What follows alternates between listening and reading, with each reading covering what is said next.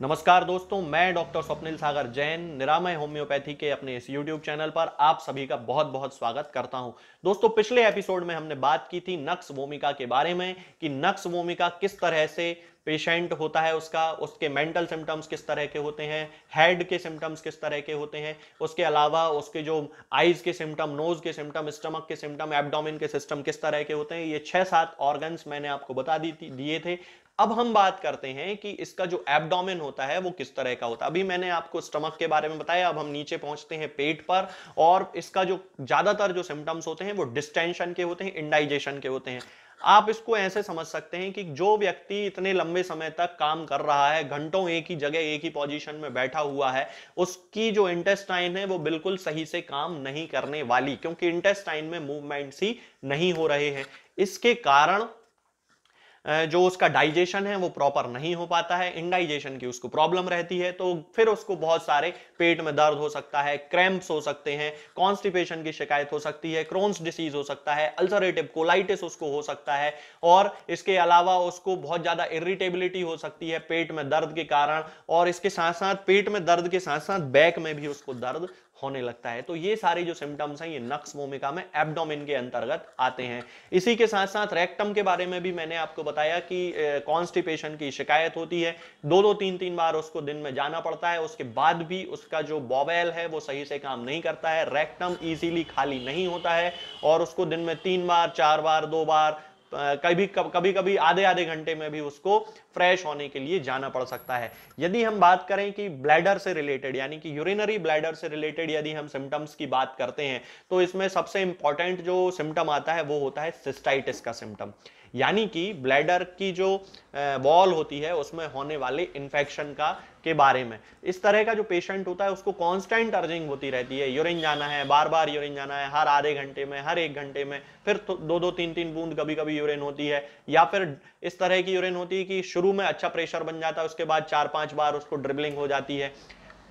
हालांकि इस तरह के जो पेशेंट होते हैं उनमें एग्रावेशन वही जैसा मैंने आपको बताया है कि स्टिमुलेंट्स खाने से हो सकता है, उसके सिम्टम्स में ड्राई वेदर के कारण हो सकता है, और एमेलियोरेशन जो होता है वो वार्म कंडीशंस में उसको मिलता है, यानी कि यदि वो गर्म पानी से नहा लेगा तो उसको आराम मिलेगा। इसके बाद जो है वो यदि हम मेल जेनाइटेलिया की बात करते हैं यानी कि मेल रिप्रोडक्टिव सिस्टम पर जब हम आते हैं, तो इस तरह के जो पेशेंट होते हैं वो उनकी जो डिजायर होती है, उनकी जो सेक्सुअल डिजायर होती है वो बहुत ज्यादा बढ़ी हुई होती है और उनको नाइट फॉल की भी बहुत ज्यादा प्रॉब्लम होती है। इसके अलावा इसके कारण उनके शरीर में इंपोटेंसी डेवलप हो जाती है, यानी कि नपुंसकता डेवलप हो जाती है। फीमेल्स भी इसकी लगभग वैसी ही होती हैं, उनकी भी इंक्रीज्ड डिजायर होती है और उनको डिस्मिनोरिया की बहुत ज्यादा प्रॉब्लम होती है, यानी कि उनके जो मेंसेस होते हैं वो बहुत ज्यादा पेनफुल होते हैं। हिंदी में उसको बोलेंगे कि उनको जब उनके पीरियड्स आते हैं तो उनको बहुत ज्यादा दर्द होता है और सिकाई करने से उनको आराम मिलता है। चूंकि मैंने आपको अपने पिछले एपिसोड में बताया था कि ये जो पेशेंट होता है इसको वार्म कवरिंग से, वार्म एप्लीकेशन से उसको बेनिफिट मिलता है, इसलिए इसकी जो फीमेल होंगी वो जब अपने लोअर एब्डोमेन पे सिकाई करती हैं गर्म पानी से या हॉट फॉर्मेंटेशन किसी और चीज से करती हैं तो उनको बहुत ज्यादा रिलीफ मिलता है। इसके बाद उनको प्रोलैप्स की भी शिकायत होती है, यानी कि उनका जो यूट्रस होता है यानी कि उनका जो गर्भाशय होता है वो अपनी जगह से थोड़ा सा खिसक जाता है, या फिर उनकी जो वेजाइना होती है, वेजाइनल प्रोलैप्स भी बहुत सारे लोगों में देखने को, बहुत सारी फीमेल्स में देखने को मिल सकता है। इसके अलावा इस प्रोलैप्स के कारण उनमें रेक्टम में बार बार बहुत ज्यादा प्रेशर फील होता है, तो इसी कारण उनको कई बार दिन में 4-5 बार स्टूल के लिए जाना पड़ता है, फ्रेश होने के लिए जाना पड़ता है। अब हम बात करते हैं इसके रेस्पिरेटरी सिम्टम्स के बारे में। तो इसके जो रेस्पिरेटरी सिम्टम्स होते हैं वो एग्रावेट होते हैं सुबह 3 बजे से 4 बजे के आसपास। सुबह मॉर्निंग में 3-4 बजे से वो जब जैसे ही उसकी नींद खुल जाती है इन सिम्टम्स के कारण, मान लीजिए खांसी आने लगती है या उसको नींद नहीं लगती है, स्लीपलेसनेस हो जाती है, अचानक से नींद खुल जाती है, तब इस कंडीशन में 3-4 बजे के आसपास उसको एग्रावेशन होने लगता है, एकदम से ठंड उसको फील हो सकती है। और खाना खाने के बाद भी उसको एग्रावेशन उसके रेस्पिरेटरी सिम्टम्स में होता है, यानी कि जैसे ही वो खाना खाया और उसको एकदम से खांसी चलने लगी। तो इस तरह की ये जो सिम्टम्स होते हैं ये रेस्पिरेटरी में हम देखते हैं। और इनमें भी हमें वार्म एप्लीकेशन से, वार्म ड्रिंक से पेशेंट को बहुत ज्यादा रिलीफ मिलता है। इसकी जो खांसी होती है, मैंने अभी बताया कि ये सुबह सुबह बढ़ती है, जैसे ही सुबह सो के उठता है और एकदम से उसे बहुत तेज खांसी चलने लगती है। तो ये जो सिम्टम होता है, ये नक्स वोमिका का खास तौर पे सिम्टम इस तरह का देखा जाता है। हालांकि काली कार्ब में भी एक मेडिसिन है जो, उसमें भी 3 बजे से 4 बजे तक के बीच में एग्रावेशन होता है, लेकिन उसका जो पेशेंट होता है वो इतना ज्यादा वर्कोहलिक नहीं होता जितना ज्यादा नक्स वोमिका का पेशेंट वर्कोहलिक होता है। यदि हम इसकी चेस्ट की बात करें तो चेस्ट में एंजाइना पेक्टोरिस बहुत ज्यादा देखा जाता है। एंजाइना पेक्टोरिस का मतलब है कि एक माइल्ड हार्ट अटैक जैसा होता है, सीने में लेफ्ट साइड में, यहां अपर क्वाड्रेंट में यहां पर दर्द होता है। हालांकि कई बार इसका जो दर्द होता है वो इंडाइजेशन के कारण ज्यादातर देखने में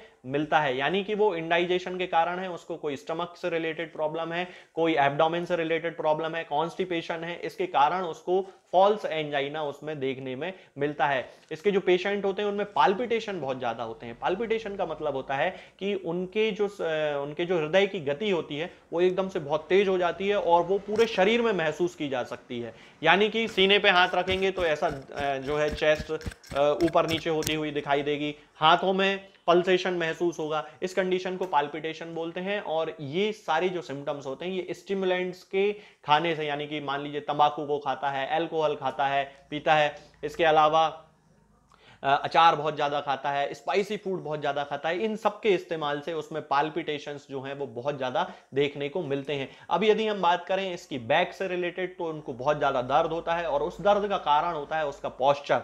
जैसा कि मैंने आपको अपने पिछले एपिसोड में बताया था कि ये जो पेशेंट होता है बहुत ज्यादा वर्कोहलिक होता है, बहुत ज्यादा घंटों तक एक जगह बैठ के काम करता रहता है, जिसके कारण उसका जो कमर होती है, उसकी जो रीढ़ की हड्डी होती है, कभी कभी उसमें कर्वेचर आने लगते हैं, उनमें डिजनरेशन होने लगता है, जिसके कारण उसको दर्द होता है। और कमर में होने वाला ये जो दर्द है उसके लिए उसे मतलब इतना ज्यादा दर्द होता है कि कई बार उसको बिस्तर पे उठ के बैठना पड़ता है करवट बदलने के लिए। मतलब सामान्य एक जो व्यक्ति होता है वो जब बिस्तर पे सो रहा होता है तो आराम से करवट ले लेता है, लेकिन नक्स वोमिका के जो पेशेंट होते हैं उनको कमर में दर्द के कारण मतलब इतनी ज्यादा तकलीफ होती है कि बिस्तर से उठ के बैठना पड़ता है, फिर दूसरी तरफ करवट लेके और फिर उसको लेटना पड़ता है।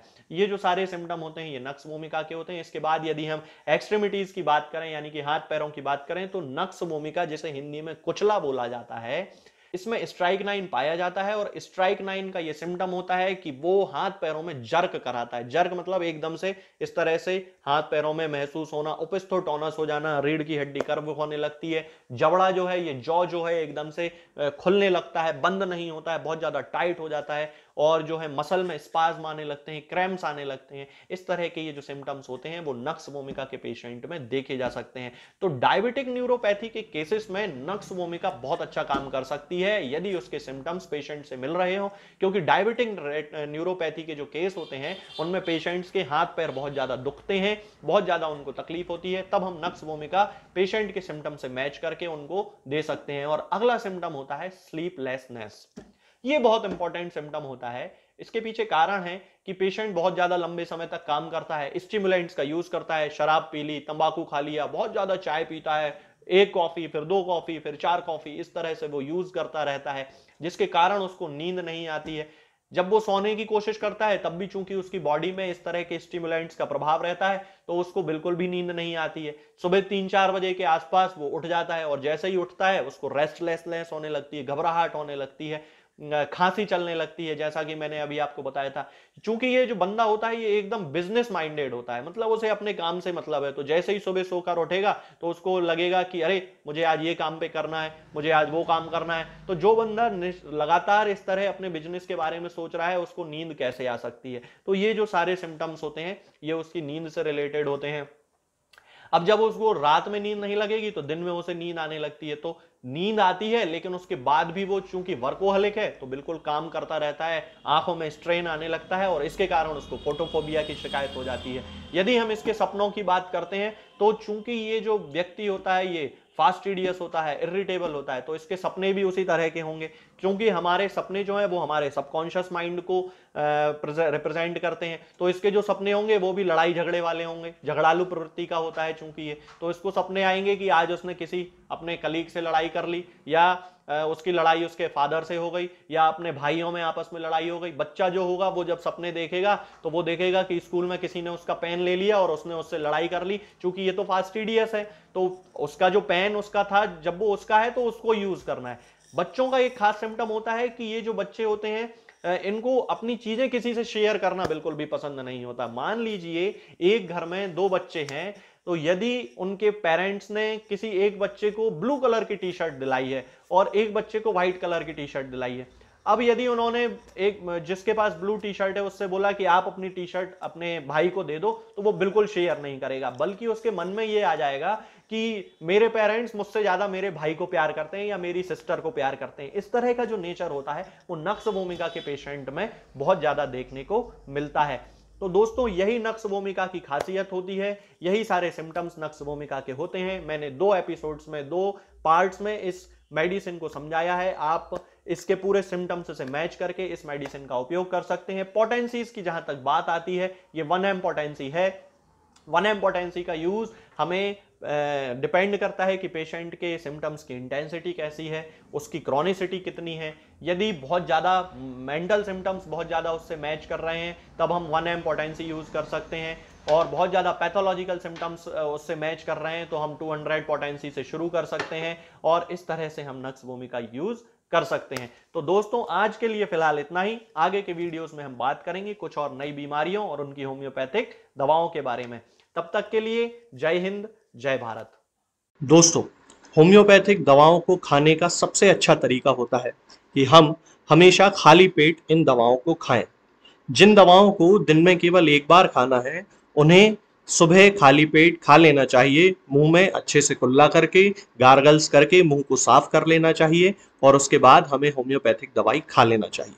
जिन दवाओं को दिन में 2 बार या 3 बार या 4 बार खाना होता है, उन दवाओं को खाली पेट खाने का मतलब होता है कि हम उन दवाओं को खाने के लगभग आधे घंटे पहले या फिर 2 से ढाई घंटे बाद ही खाएं, और उस स्थिति में भी हमारे मुंह में किसी भी वस्तु का, किसी भी चीज का स्वाद नहीं होना चाहिए, ना ही हमारे मुंह में किसी भी चीज की गंध होना चाहिए, जिससे कि ये होम्योपैथिक दवाएं हमारे शरीर पर बहुत अच्छे तरीके से काम कर सकती हैं।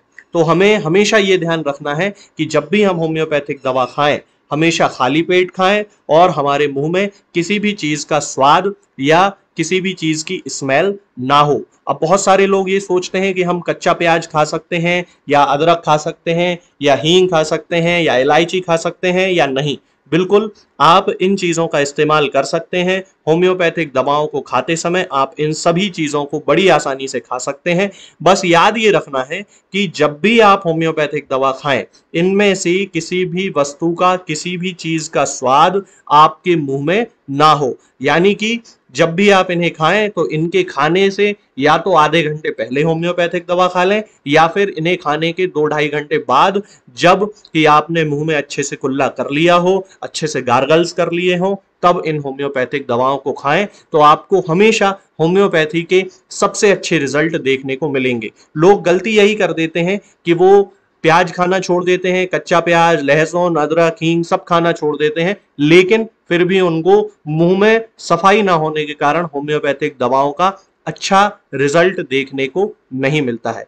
ये होम्योपैथिक दवाएं आपको किसी भी ऑनलाइन फार्मेसी पर या आपके घर के नजदीक किसी भी होम्योपैथिक मेडिकल स्टोर पर बड़ी ही आसानी से उपलब्ध हो जाएंगी। ये दवाएं हर होम्योपैथिक फार्मेसी पे उपलब्ध होती हैं, हर ऑनलाइन फार्मेसी पर उपलब्ध होती हैं, इसलिए आप वहां से इन दवाओं को प्राप्त कर सकते हैं। निरामय होम्योपैथी क्लिनिक से ना ही किसी मरीज को कोई दवा बेची जाती है और ना ही कोई दवा भेजी जाती है, इसलिए अपने नजदीकी होम्योपैथिक मेडिकल स्टोर या ऑनलाइन फार्मेसी से ही इन दवाओं को प्राप्त करें।